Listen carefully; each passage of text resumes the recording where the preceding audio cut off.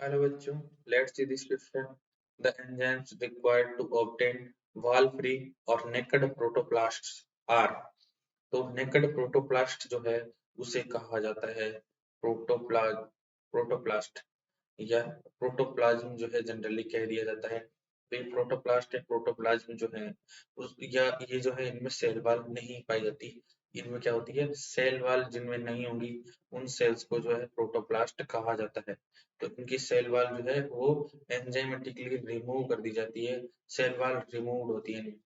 तो ऑप्शन बात करें कौन से एंजाइम यूज लिए जाएंगे, तो इसका आंसर जानने के लिए हमें ये पता होना चाहिए कि जो प्लांट सेल्स होती है उनकी सेल वॉल में क्या क्या होता है।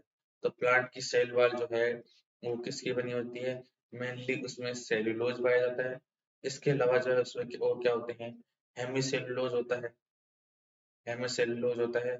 और और अपन बात करें तो उसमें जो है पेक्टिन पाया जाता है, कैल्शियम पेक्टेट के रूप में मिडिल लेमिला में पेक्टिन प्रेजेंट होता है।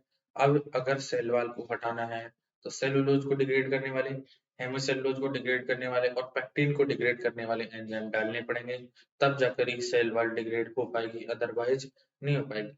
ऑप्शन देखते हैं, cellulase and proteinase, option B cellulase and pectinase, option C cellulase and amylase, option D amylase and pectinase. तो ऑप्शन ए की बात करें, सेलुलेज सेलुलोज को डिग्रेड करेगा और प्रोटीनेज डिग्रेड करेगा प्रोटीन को।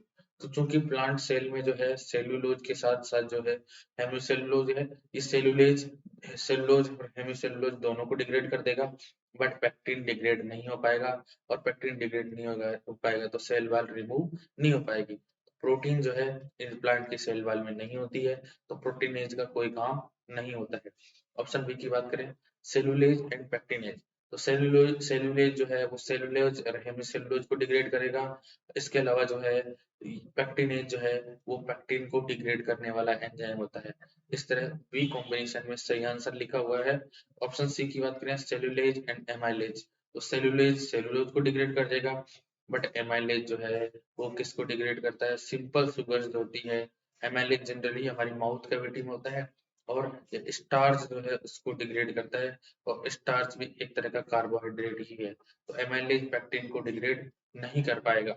एमाइलेज एमाइलेज फिर से जो है एमाइलेज ये स्टार्च को डिग्रेड करेगा, सेलुलोज को डिग्रेड करने की क्षमता इसके पास नहीं होती है। पेक्टिन जो है पेक्टिनेज पेक्टिन को डिग्रेड करेगा, तो डी ऑप्शन भी नहीं होगा। इस क्वेश्चन में सही आंसर होगा only B, best of luck.